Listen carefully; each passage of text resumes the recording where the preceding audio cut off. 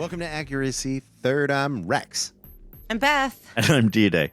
And in this episode, this isn't an episode. And we're this just is chatting with Yeah, each this other. is a burn barrel. Burn barrel. This is us keeping you company as you drive out to Playa. Or do the laundry. Or whatever the hell something. else it is. Yeah. Do you garden? Do you have one of those little shovels that looks like you could chip some ice with it? Are you listening to us while you're on your motorized bicycle or your rowing machine? Let us know. Let us know down in the comments. Like and subscribe. Smash the notification bell. We're a YouTube. Listen, we're a YouTube.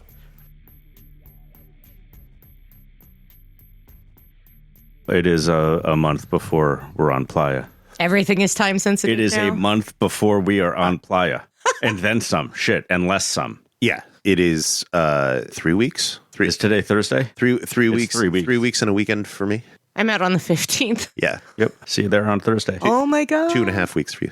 Oh my God. Oh wow. This is the first time it feels like really exciting instead of dreadful. I think I got a few more of my to-dos done. It is imminent. It's approaching the transition point between it's too far away for me to even open my bins and oh my God, do I even have time to go through all my bins? Might need new bins. Where am I going to get bins? I don't want to have bins shipped to me. That's inefficient. But like, do I have time to go to the store to buy some real bins? Fuck yeah. It's going to be here in a minute. I think it's maybe a flea market weekend. I do need hats. I just got a good new hat. Yeah, you did. I figure you can do some of your marker magic on the back of it since the front of it is so festive. But you're going to be able to blind the shit out of anyone who tries to sexually assault you while we're talking to them at Burning Man. That needs to come with a little saddle button so I can press it without reaching up and smacking myself in the forehead. I think you ought to. It's true. You should With a real flourish. you should turn it on with a face palm every time. Just whack. Mm-hmm. I'm sorry. What did you say about my breasts? Remember when I stole that guy's bike after he sexually assaulted you? It is that in the long term of our friendship, it is one of those shining moments where I was like, yeah, I really like this guy. Oh, that's what I'm for. Yeah. It instantly turned a moment of like, it wasn't even like at Burning Man. I feel so safe because I'm lucky enough to be surrounded by people that I love and feel very comfortable in the environment that it was mostly just disconcerting. Just like, what? Are you serious? Yeah, exactly. It didn't even feel violating. It was just confusing. And before it could even register, D-Day had stolen this guy's bike and was walking off with it in the other direction. Yeah. It was just like, hey, that's my bike. And I was just like, oh, no, this is my bike. Oh. Yeah, you're fucking lucky we're in here, my man. This my style is ridiculous.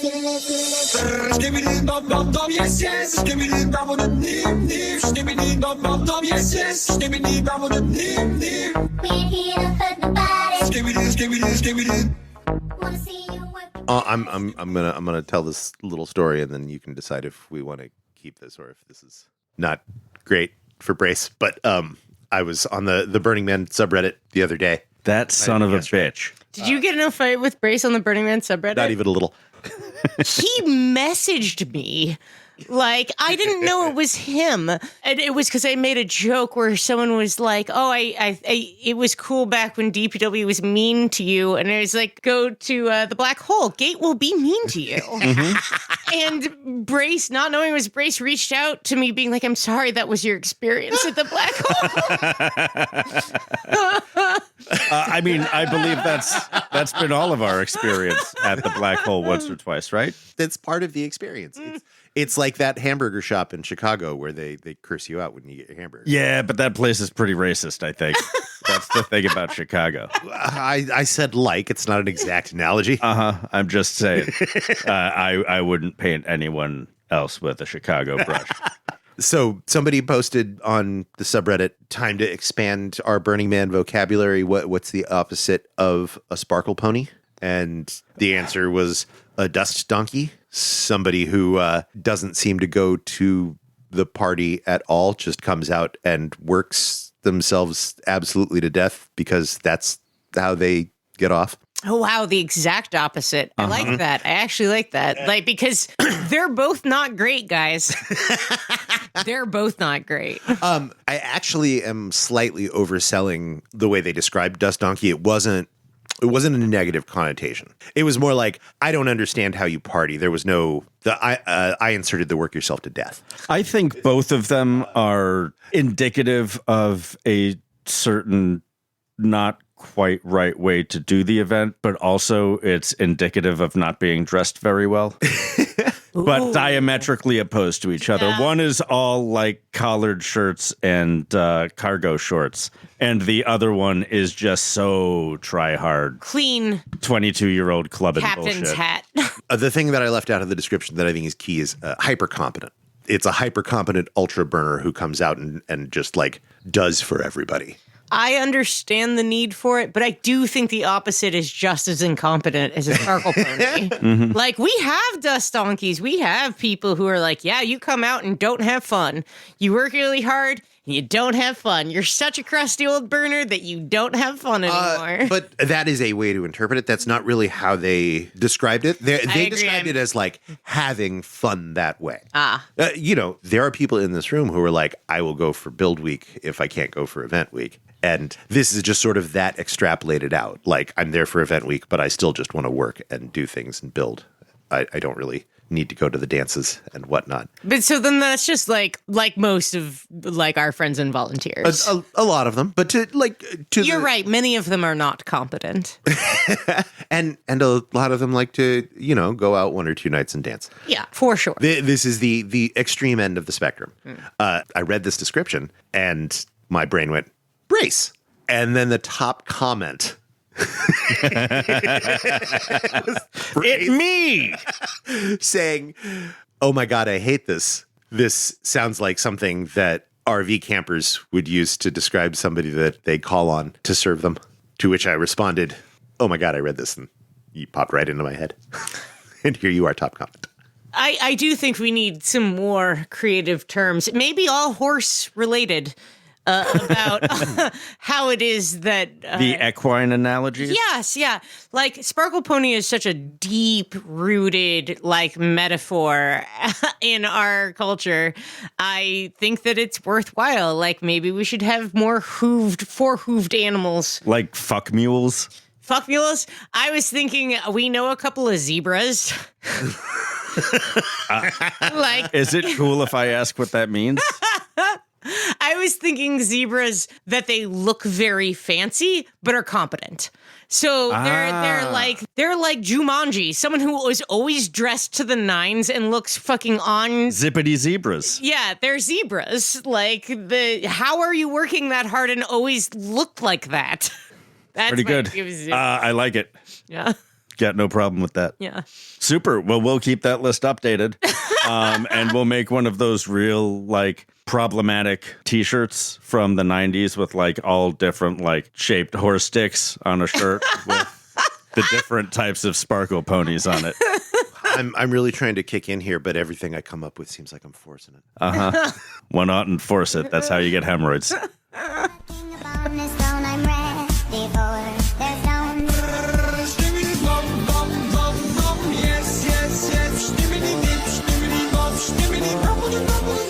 I feel really bad because I like fucking pride myself on liking the vast majority of the people we camp with. Like, most of them aren't my dearest, closest friends, but there's a good chunk that are, and almost all of them fall under the like umbrella of I trust you, I like you, I know how to be around you, I feel comfortable in your presence, and that kind of stuff. And then there's like 3 or 4 that aren't that way, and they really aren't that way, and they're the people who are up in my grill all the time. Personing is hard, but like other people personing is what makes personing hard, in addition to personing just in general being hard. I'm doing ranger training this weekend, and I feel like this will help me with my difficult people, is if I just ranger my difficult people instead of people at them, including pushing it sideways absolutely the moment that I am uncomfortable. I love it. I just got back from keeping it together at home for much longer than a week. And I think I'm in a pretty good place to go to Burning Man for 3 weeks. Yeah. Yeah, that's what's up. You got through it. I did. Still a little tight. I bet. Got to do more stretching. Did the kid like it? Oh, yeah. Loved it. Had a great time. Set off fireworks. That was fun. That's always fun. Country shit is fun. Got to go to Legoland. Got to go to Legoland. Legoland. Went to a Joe Exotic Zoo. Not franchised. But just like an off the side of the road zoo. Yeah, it was a nice one. And yet, And yet, he doesn't have to know. He's a child. when you get there, like you come in at the top of a hill, down in the valley is where the giraffes are kept. And you feed them at head level off of like a deck. And like their heads are bigger than my kid. They're big animals. Yeah. They got like at least a 55-inch long head. They're the freakiest of all the deer. They are a very freaky deer. Long deer. Long deer. Long deer. Big deer. Although, like, Big deer. Long deer. Big deer. Long deer. I don't know if you've seen a bunch of the videos like that have been like, this is how big moose are. Whoa. Like, people don't know how big a deer a moose is. Moose is a house. They're Moose steer. is dangerous. Yeah, they're steer deer. They're like, what if a cow was like a deer bear? Speaking of, we saw a bear in Pennsylvania. I saw a bear. Yes, you did. You got much closer than I did to the bear. Where'd you see your bear? Our bear was driving like out from my folks' lake house. Why was we were, your like, bear 7-10 feet driving? away from it? Black bear. Is that as They're not- Pennsylvania thing? They're not as big as brown bear, but they're a lot smarter. Yeah, so I've always had it on my, like, I would really like to see a bear in the wild in a safe way on my, like, and I went backpacking with my partner, John, and 50 yards down the trail, there was this really big dog. Its ears looked wrong. Yep. And I paused and I was like, bear, bear, bear to John. And then I saw right next to it was it was an adult counterpart to the cub. And and I sat there for like 2 seconds and I was like, oh, right, black bears, you're supposed to make sounds. And I'm good at that. I don't know if you know this, but I'm good at making and clapping. And we watched as it trotted up the hill and we walked by it very loudly. And there was just one point where it turned around. The cub was behind a tree now and it turned around and it came back towards us. Even just a little bit. I had to like, but it was a very actual successful bear sighting in the wild, although one which we needed to report to the rangers because they need to know whenever bears are that close to people and nature trails. But it was the first time I'd seen one in the wild, and it was fucking adorable and cute. Well, send me the selfies that you took of yourself with it, and we'll use that for the picture for the episode. I did not take out my camera at all. I was like, the idea was we needed to get past this bear comfortably and safely as quickly as possible. I took pictures with my mind. That's why we need a social media manager, guys. This is unacceptable. I only have seen a bear in the wild, not in the wild. It was on the main street of Lawrence, Kansas. Why? Because Bear stuff? a guy had a bear cub on a leash. Oh. Down the street. Oh. Well, that story ended how it ended. No, that's not the end of the story. The end of the story is better. I mean, it's still a bear cub on a leash, but it's a bear cub on a leash that found one of those glass Coke bottles and grabbed it in all four of its paws and stuck its incredibly long bear tongue all the way down the glass Coke bottle to lick out the syrup at the bottom. So, I mean, it's horrible, but it was so cute. Oh, I meant the end of the story. I didn't mean like the end of your story. The end of that story happened. The end of that story is that there's a bear in like a circus environment. Yeah, don't worry. Drugged baby animals are lovely to be around. They're adorable, and they can't hurt you as much as their adult versions of them can. This bear cub was no bigger than a small dog, medium dog. It was a little baby. The cub that I saw was like as big as Marley. This was not even, I mean, might have weighed the same because bear proportions are a little different, but like 45-ish pounds. Standing on its hind Three legs quarters of would a not stone. have cleared my knees. I'm guessing because we're far enough away. I think it is about this tall, but like thick. Yeah. Yeah. Thick bear cub. Yeah. 30 inches tall, 18 to 20 inches wide. Yeah. They are very chunky boys. Yeah. Cool. So that's been Bear talk. Now we can talk about the plague of millipedes in Pennsylvania. There is one. And we will be going to Burning Man soon and seeing if there is a plague of Mormons and or crickets when we get out there. No, the Mormon crickets are all gone, and the Mormons barely come out. You couldn't call them a plague.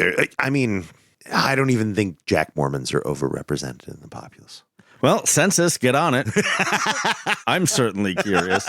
Are you a Jack Mormon? I've never Very hit a specific Jack question. Mormon doing a multiple migration through the road on the way out. So Yeah, I think- me neither. I've never run over any Mormons. If there's one thing I can say about Jack Mormons, it's that they are not represented on that cultural genealogy that you showed me in the Burning Man book. Oh yeah. Listeners, have you checked out the Burning Man Dispatch? It's pretty freaking cool. It's ch2022.burningman.org for the Dispatch. For one thing, it's very, very pretty. The infographics are well designed. The whole thing is well designed. Listeners, every year, Burning Man puts out a document about the previous year's event. It's currently called the Dispatch, but I think that used to be the Afterburn or the Burn Report or something. But this year's is just absolutely a beautiful piece of publishing, both in the paper format and the online format. It's gorgeous. And one of the things that I really liked about it is the section with cultural influences that discusses something that's come up on this show a bunch of times, which is the sort of feeder subcultures and social and artistic movements that contributed to the thing that Burning Man became. And which categories we either identify with or identify as a part of. Well, I do love that. I love it. And I don't see any ravers and I don't see any art car folk. I just see organizations. Like the way that we've talked about the feeder cultures are like, there's these party cultures and these maker cultures, and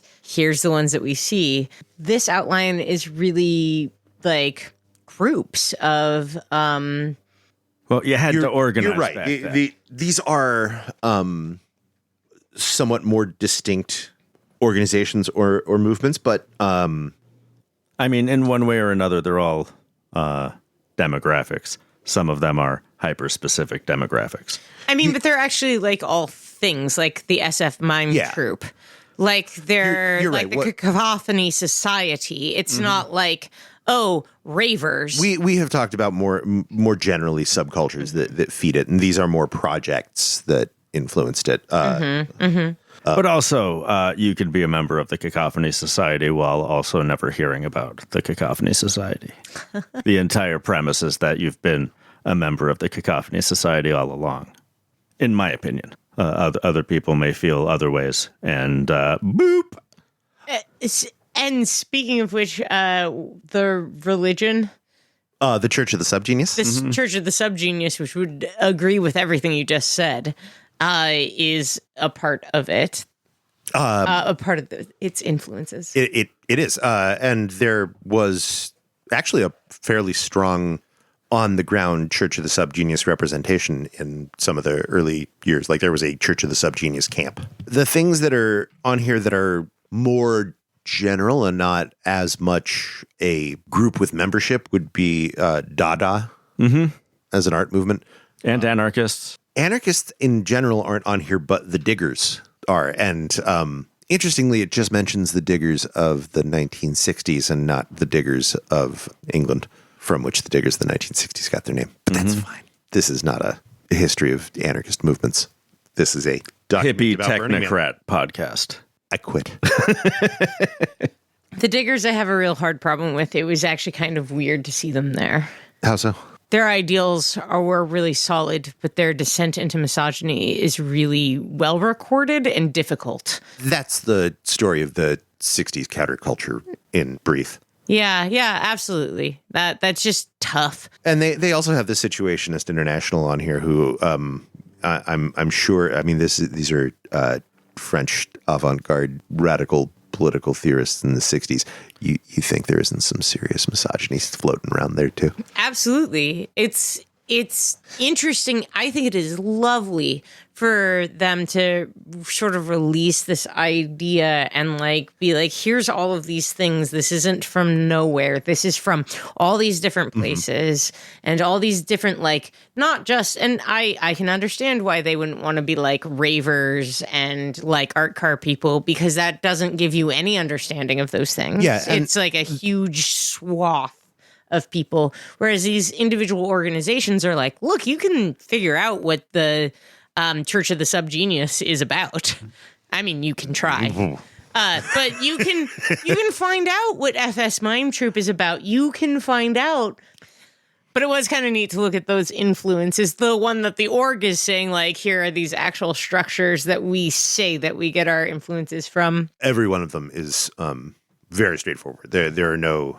I feel like I think nothing in there is a stretch. I feel like they're just missing also like train hobo kids, and like that their influences are also like there's no grit in any of that. No. You're wrong. You're missing the bits at the bottom.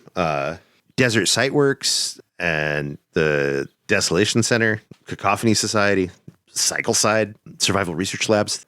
There are a lot of organizations that are made by these same train hopping weirdos that ended up in DPW. There's just not a subgrouping of train hopping anarchist crust punks. My style is ridiculous.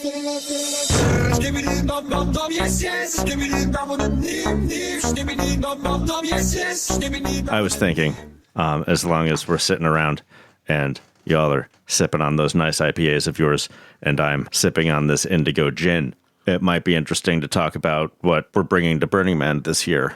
That's like a special treat for you or the community. Oh, same as last year, but probably more of the Licor Quente y Tres. And then also probably some sweetened condensed milk and my little espresso maker. So I can make little cocktails, little layered cocktails. That sounds nice. I'd like some of them. I'll put in an order for a couple of them right now. You need me to Venmo you, or should I bring cash to the event to pay you for coffee? Gold Krugerrands. Only the most evil gold coins for me. The thing that I really want to bring, but I haven't bought, is I want to get one of those little toppers for a gas can so that you can like cook right out on playa, like the ones that fold up and become this little like backpacking ones. Yep. With the idea that maybe one night when I'm out and about with the folks that I really enjoy, we can be like out on playa. Have hot like miso super hot chocolate. Oh my God. Like I carry a big backpack and one of those little things takes no weight and no space and just to It fits in the little pot. Yeah, and a way to do something. Like I'm glad you said miso soup because I do not want hot chocolate. But like those little packets of miso soup are so good. They're really like good. one of the really nice ones that is just like a packet when you have been hiking for hours in the middle of the night and would like some salt water. Thank you. Yeah, it's like a ramen, but without all the pesky noodles. I have these packets of keto marrow drink, chicken and beef. I use them for like instant stock. Okay. Because, it's bouillon. Yeah, it's just powdered bouillon. It is much marrowier than you'd expect, but it's not bad. I might bring some of those. Have a little chicken bone or beef bone juice out in deep playa. Yeah, I think it's about time. It's something that I've wanted for a long time. It's so light and easy, and I just went backpacking and was reminded about how light and easy it is, and I'm like, fuck, I should just do it. Then I'll forget all about it and we won't use it at all. Well, you've got 2.5 weeks, so get figuring that out. Shit, don't put it that way. Hey, at least UPS isn't striking. Isn't on strike. Yeah, everything I needed arrived like 45 minutes before you showed up. I wasn't going to cross the picket line, so I made sure to do all of my non-ethical shopping right now. Okay, so here's a pretty funny idea. We take my stupid vacuum brewer. The Out on AeroPress. No. The double globe one. Uh-huh.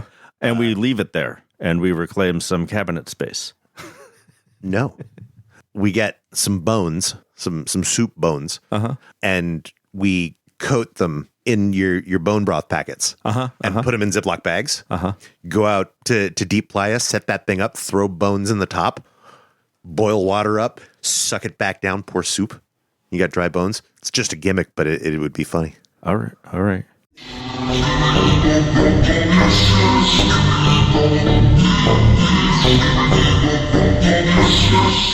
Well, we could talk about our media recommendations. We've shared some this year already. Paul T. Goldman, which I recently showed my folks. Paul T. Goldman was a trip. And The Rehearsal, I believe. And maybe other things at other points. But we've all seen some pretty fucking good media lately. I feel like, okay, so this is late in the game, so you're headed to Burning Man and you want podcasts. Obviously, you tolerate podcasts because this isn't a particularly good one. Fuck you. I have a lot of podcasts that I absolutely adore and a couple new ones that just came into my life that I'm really pleased about. If you haven't checked it out, Bad Dates, it is... With famous tall person, Jamil. Yeah. If you would like to hear about the lovely situations of bad dates, it's super easy. It's super lovely. Good to fall asleep to? No, it's more funny and has more commercials than one could fall asleep to. There's also Love it. National Park After Dark. If you are into slightly creepy and nature, it's such a particular pinpoint, but obviously successful because folks love these things. They go into history about the land that is around it, and they go into all these different, it's like a lot of survivor stories, a lot of bear attacks, ghost stories, and general creepy things. Love it. Yeah. National Park After Dark.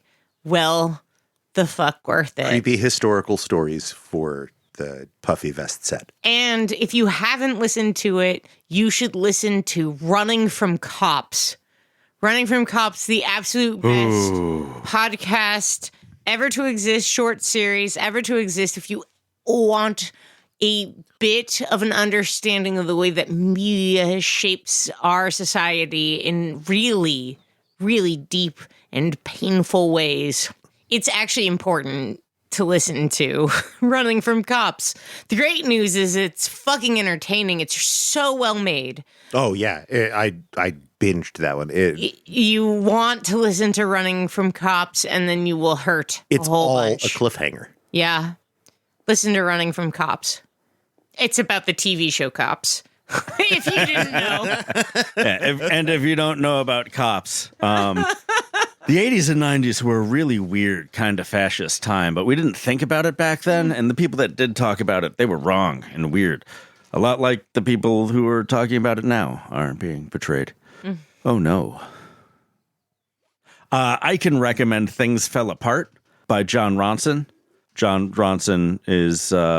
That guy? Yeah, he is a radio audio journalist from way back in the Men Who Stare at Goats book and This American Life pieces.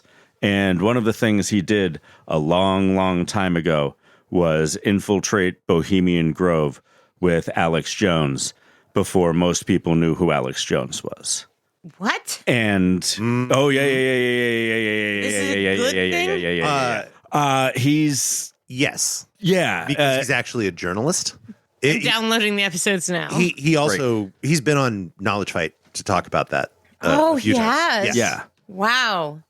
Anyone who doesn't know it, Knowledge Fight is great. It is a podcast who is in their 700th or so episode, parsing and refuting every goddamn thing about Alex Jones's InfoWars and InfoWars-related stuff. And now also Tucker Carlson's horrible Twitter project. Horrible Fash Hour Twitter project. Look at me, I'm still relevant, guys. Look at me.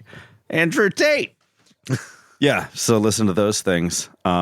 If you are someone who watches YouTube, we have previously recommended Ordinary Sausage. That's pretty great. But what has recently fallen into my lap is Skibidi Toilet, Skibidi Bop Bop Bop Yes Yes. I've been watching them with my son. Yeah. They are surreal.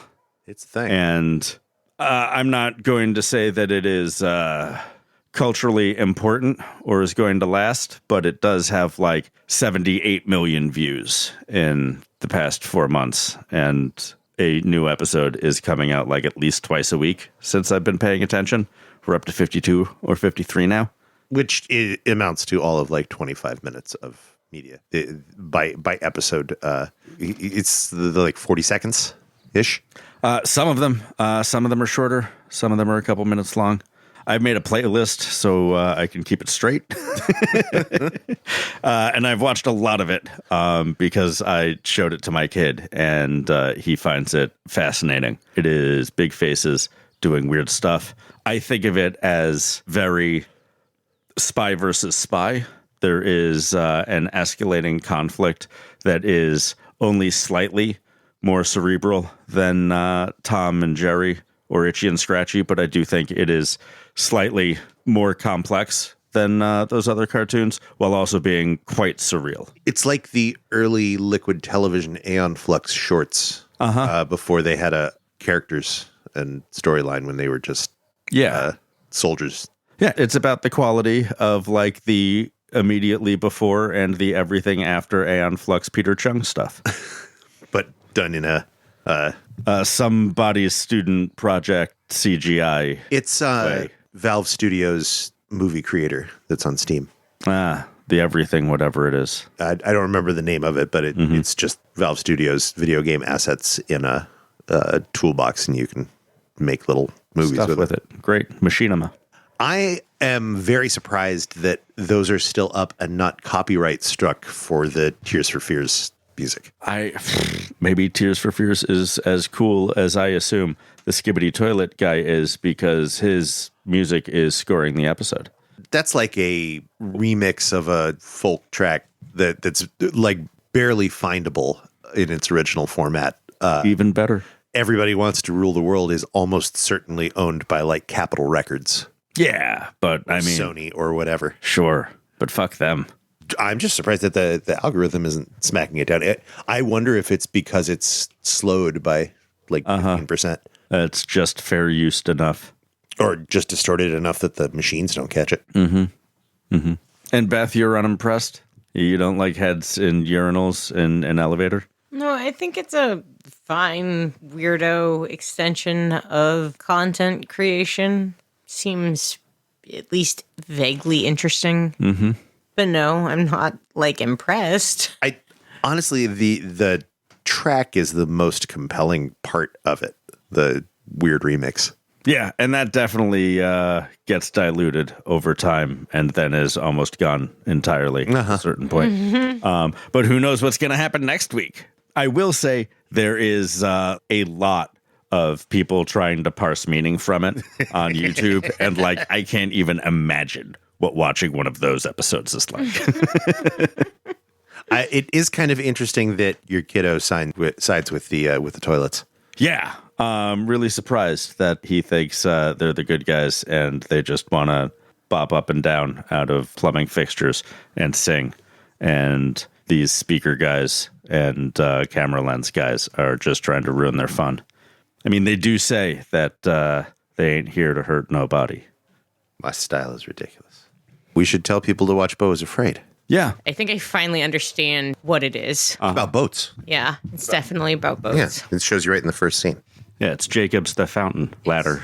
It's amazing how something so anxious and paranoid and bleak is also so like beautiful and says so many actually nice things about humanity. And it's fucking hilarious. So funny. Yep.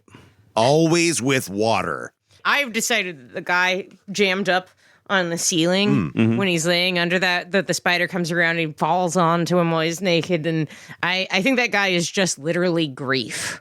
Like, he's stood frozen from, like, the moment that he heard his mom died through that phone call, which is so well written. That's such an incredible scene. That phone call is so good, and then he freezes and he holds and until his bath overflows. And that kind of wakes him back up, and he gets in the bath, and he looks up, and there's a guy who's terrified and holding himself up here with the fucking brown recluse spider on his face. I think that is literally grief. Like, that is his, like, oh, the second I think it's going to be this tragedy falling on me. I've only seen it once and didn't know we were going to analysis. Beau is afraid today, so I don't have a lot to say about it. Yeah. If you want a movie that will not let you go for weeks and months afterward, that will stay in your head, making you wonder what it is that you experienced. Beau is Afraid. It's not like Hereditary, and it's not like Midsommar. It's its own thing. Yeah, I think it is like a big growth from Midsommar to Beau is Afraid as an artist, and It's big. somehow a bigger jump than Midsommar from Hereditary, which I was not that impressed with. Hereditary? Yeah, I had heard a lot of hype before I finally saw it, and it was good. It was one of the better or best horror movies that I saw that year. But I didn't think he did something like really, really special with that. It's not so- anywhere near as compelling as Midsommar, which is like gripping from scene to scene. Hereditary was a horror story I'd never seen before. I thought it was really solid. Like, the timing and the space were something that I hadn't ever seen before. Like, there's that horrible moment after the kid's head has been blown off and the other kid is in bed, and you just watch his face as the sun rises and he hears his parents go out and he hears there was just this aesthetic horror around grief that I'd never run into before. I wasn't wild about the way that it ended. I was like, oh, whatever. Like, oh, it's got to be scary or something. And I certainly don't think it's as genuinely amazing as Midsommar, but Hereditary did something different. I took note. Like, I was like, I have not seen a horror film that is shaped this way, that is about this. And part of it was just how incredibly well written it was and what good actors there were in it. It's like that scene, Ari Aster, and I'm now seeing it a bunch in how he writes. He does these scenes where people are being very brutally and fully honest, but it doesn't feel like that they are. Like, there's this like wall of like, it seems like you're lying even when you are saying the most straightforward thing that you could ever possibly say. And it creates this like great energetic schism. Hereditary is definitely my least favorite of his works, but I think it is pretty goddamn good. I mean, it's kind of unique in the way that it's an American filmmaker doing that. It is very indicative and evocative of a lot of especially Japanese horror cinema. But there's a bunch of like manga that were turned into like anime, Japanese horror movies that do stuff like that. For me, what it felt like was a take on like The Omen and Rosemary's Baby that didn't feel false. Like those are about lashbacks to feminism and women's liberation and shit like that. And this doesn't have that particular subtext. But also the style of filmmaking in that early era of horror was it was theatrical.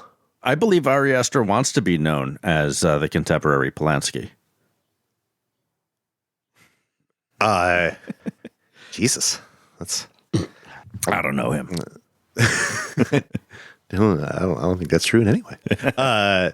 And that might just be like a generational thing. Like when I saw those movies, they're already old movies, and Right. they feel like Artifacts. movies to me. They don't sell the reality of the situation. Yeah, I think those are especially effective to our folks because they lived through that zeitgeist. Yeah, they seem like set pieces to me rather than Yep. stories.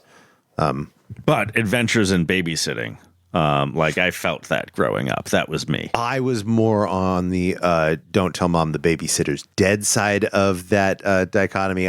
We don't cause into the adventures in babysitting crowd. It's kitty shit. Yeah. That's pretty much it. I think that's enough not for a burn barrel. That's not. It's that's not? because we have not mentioned I'm a Virgo. Oh, And a if Virgo we're was talking great. about fucking media, we have to talk about one of the coolest pieces of media to come out this year. Definitely the last best superhero story I've seen. Boots Riley is a fucking god. Just makes the best media. I would like to say no gods, no heroes. But he's real good at making a TV show. And movies. And If you don't Hip-hop. know, Boots Riley also made Sorry to Bother You. Boots Riley is a musician In the Coup. in the Coup. Boots Riley is unapologetically anti-capitalist in everything that he creates. And I'm a Virgo is a story of a 13-foot tall black 19-year-old in Oakland, California. which is a great place to live for some of us. Some of the scenes were filmed literally blocks from this house.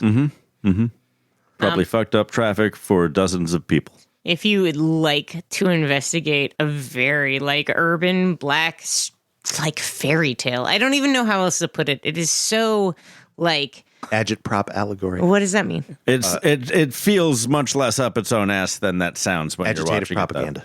Though. It's very funny. The production design is fabulous. Oh, yeah. The forced perspective is delightful and a very cheap in-camera way to make a young gentleman look like he is 13 feet tall. And only a bit of it was the first time the three of us had watched porn together. It's not porn. But yeah, You don't know when I'm on the stairs and when I'm not. it's not porn, but I didn't. We have think seen D-Day, smuttier movies than that. D-Day was wrong turning to us because it's prolonged. It is. It's a long scene. It's long scene. Awesome scene. It is a solidly sexual scene. It is answering all the questions that you would ask about how someone who's 13 feet tall could fuck someone who is a regular height. It would have been more distressing if D-Day had been around when we watched Angel Heart. Angel Heart? Yeah, Angel Heart has a real prolonged scene, but I've seen that movie enough times so that I feel like I was in the room with you. Now I we know what just it is. watched That was It's the terrible. only good John Constantine story that anyone has put on film. Is that a John Constantine story? Ostensibly. It feels very Hellblazer-ish to me. I mean, there's a lot of blood coming from the ceiling and all that. Oh, yeah. It's very wet. What a damp movie Angel Heart is. It's a very interesting Robert De Niro as a certain character compared to Al Pacino's portrayal of a certain character. And I guess you're going to have to watch Angel Heart to know what I'm talking about now. Now, I apologize in advance if you watch Angel Heart. I didn't think it was awful. It was about 30 minutes too long. Yeah. There is a solid 90-minute movie in that 2-hour movie. Mm-hmm. And some very explicit humping. With Under- Lisa Monae. No, No? Bonet. Yeah, Janelle Monae has a new album. Get that. That's groovy. So that's a twofer. Wow, Grandpa. No. Pulled out of that malapropism No, with a not- groovy. Yeah. Yeah, I guess boomers are grandpas now. To all of our boomer listeners, we love you. To all the other boomers you know who are hoarding power and property, help us with that. My style is ridiculous. Skibidi bop bop bop, yes yes. Skibidi bop with a nip nip. Skibidi bop bop bop, yes yes. Skibidi bop with a nip nip. We ain't here to hurt nobody. Skibidi. Wanna see you work your body. I will buy you a phone when you leave Burning Man if it's okay that I snap your phone in half when I get to Burning Man. You cannot. I have But, to. like, would we still be friends afterward if I did? No, because I have to work when I'm out there. The only way I get to do this for almost 4 solid weeks is that I'm working while I'm out there. That's okay. I can balance it. It's worth it. But I have to be able to work while I'm out there. And I have my computer, but I also need my fucking phone because it's a double verification because that's the world we live in. You're not even you if you don't have your phone. What if I keep you, like, half sedated on K the whole time after I get out there? Well, if you're ready to then finance my career after I get fired. Accuracy heard. We know some of you are wealthier than we are. And if you all give us tens or hundreds of thousands of dollars, we can quit our day job and make it more reasonable that I spent over 50 hours editing the last episode. This is your semi-annual beg for our very wealthiest listeners to shed their largesse upon us. I'm going to say that, like, if any us of in you blessings. have over $10 million in your bank account, I don't want to say that you owe us. $100,000. It's as simple as that. I mean, is that even real money? I don't know. I don't have real money. And if you feel guilty and are one of us upper precariat plebes, like one of the things you could do for us is like get us interviews, tell your campmates about the podcast. Put out hits on our behalf. Like, We don't have many people who need hits. if you want to support us and money is not the thing that is easy for you, please just fucking come on the goddamn podcast and be interviewed at this point. Be easy to schedule an interview with. Be easy to schedule an interview with. job, That's you all guys. we ask. Way to turn a naked plea for Don't fuck for it up for the rest of us. deep financial support from the 1% to Let's take actual that again. call to action for our listeners. I like Okay. that. Yeah, No, yeah. that was Let's- good. No. Let's I start don't again. know if you It's ever like- feel guilty when like a podcast is asking money from you, and I'm like, but I can't. No, like seriously, nobody who is listening to this podcast, please don't feel under any obligation to support us financially at all if you're not stupidly wealthy. If you are stupidly wealthy, shame on you. Give us money. All the rest of you, we are all precarious slaves to capitalism, and you are in solidarity with us by listening. I don't want to shame anyone with money except for the 3,000 people who I want to shame for how much money they have. And they're not listening to this podcast. I don't want to shame anyone who is listening to this podcast for the amount of wealth they've accrued.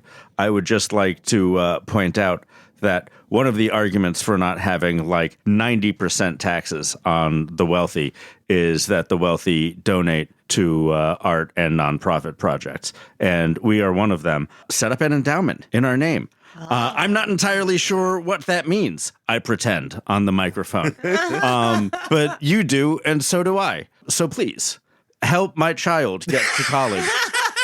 Because by the time he goes to college in like 11 or 12 years, college is going to be like $250,000 a year. Nah, college will be free. Oh, God. On this side of the Rockies, Great. excluding Utah. They can flee back to Mexico. I'm fine with that. And Accuracy Third is produced by Accuracy Third. Accuracy Third is us. This is the three of us. Oh, great. Thank you to our patrons on Patreon for helping us do this project. Every little bit helps, and you're great. And if you want to look great on Playa, you should look at our merch store at burnernarc.com because things I designed are there. And if you want things designed, maybe I have a night of watching a movie that I'm only half watching, and I'll design that thing for you, and that'll be fun. And then we'll make $1 if you buy a t-shirt for like $14. And if you don't want to do any of that, what you can really do to help us out is come the fuck on this show. You're on your way to Burning Man right now, I bet. You're going to have Burning Man adventures. Come back from Burning Man and give us a call. So, well, you know, an email call. Email us. accuracy3rd@gmail.com. That's all spelled out. Tell us about what happened on your burn, and then tell all our listeners about what happened for you at Burning Man, or at the regional that you went to instead of Burning Man, or at that Burning Man you went to in 1996. Whatever your story is, tell it to us. And come to our party. Come meet us. It'll be unpleasant all around. There will be drinks There will be swag. and socializing. It will be at Playa Home Companion on 6 o'clock at F. We'll be shouting. So if you hear shouting or any sort of dull roar, like 60 people are really excited to see each other, plus Beth, come on over. We will be giving out swag that I have spent the past couple weeks designing. We try to point Beth and D-Day away from each other. Back to back. To the general traffic so that you can hear our very sharp and particular voices. It doesn't work for Rex because his just sounds nice. It's calm. You can't hear calm half a block away. It's too rumbly. Yeah. I don't even have to do a lot of shouting this year, so it won't be blown out. Great. Well, I believe Zeno will be on Playa for Early Man, so I expect to not be able to speak for several days after Early Man this year, because I just can't help myself scream myself hoarse trying to find my friend at Early Man. The music in this episode is by Da Fuck, or whatever the guy's name is on YouTube and TikTok, who makes the Skibidi toilet videos. Dude, I took your music. Didn't even reach out to you or nothing. Thanks. I imagine I won't be taken down just like you're not taken down. Yeah, I mean, it's not his music anyway. See? You can get in touch with us on some of the social medias. I imagine if you just search for Accuracy Third, it'll come up. We don't have to tell you what they are right here. But you can email us whenever you want, day or night, at accuracythird@gmail.com. And that is Accuracy Third all spelled out. And we will see you at our party on Playa. Yeah, the artist that's credited with that remix is Aesthetic. My style is ridiculous. Skibidi bop bop dop, yes yes. Skibidi bop bop nim nim. Skibidi bop bop dop, yes yes. Skibidi bop bop nim nim.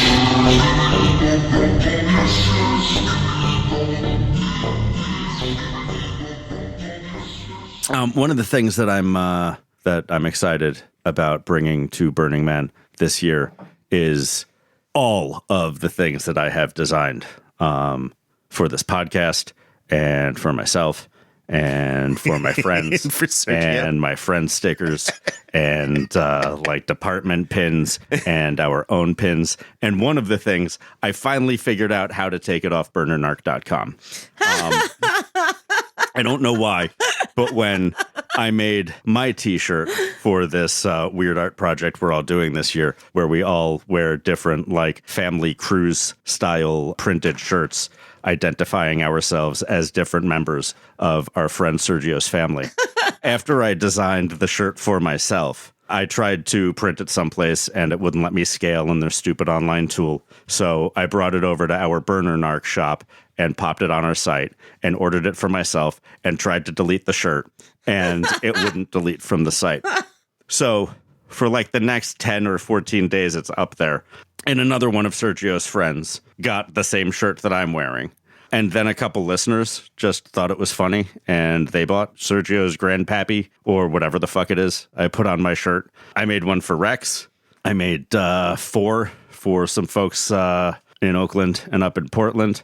And I guess if any of our listeners want to send us a message and tell us what relation you would like to be to Sergio, I will pop a custom Sergio's blank family t-shirt on the site for you and anyone else to purchase. And that's just that. And don't think we make like a lot of money from this store. I believe we get $1 or less for everything sold. Longtime listeners who are familiar with how deeply anti-capitalist we kind of is, and how much we support decommodification at Burning Man and all that, who were like, well, why come you guys have a merch shop? The answer is because it's so much easier to have a print-on-demand shop and come up with a single design and buy it and then cancel the design. Remember how terrible it was having all of those boxes of hoodies in the basement? Any other kind of printing, it's so stupid, easy, dumb to use there. And D-Day has a like physical need to make things all of the time. And also, you know, the Burner Narc thing was a joke, and we can't let a joke go. If you let a joke go, it stops being funny.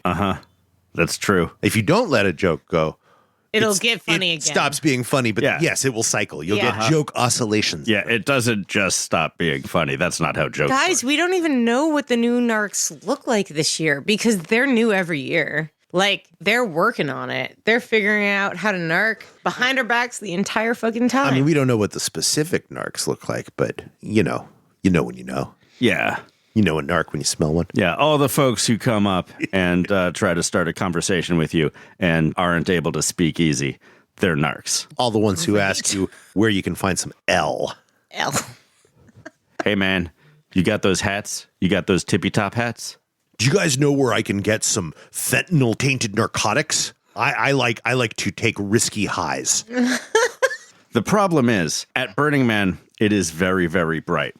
And cops are only allowed to buy one style of sunglasses.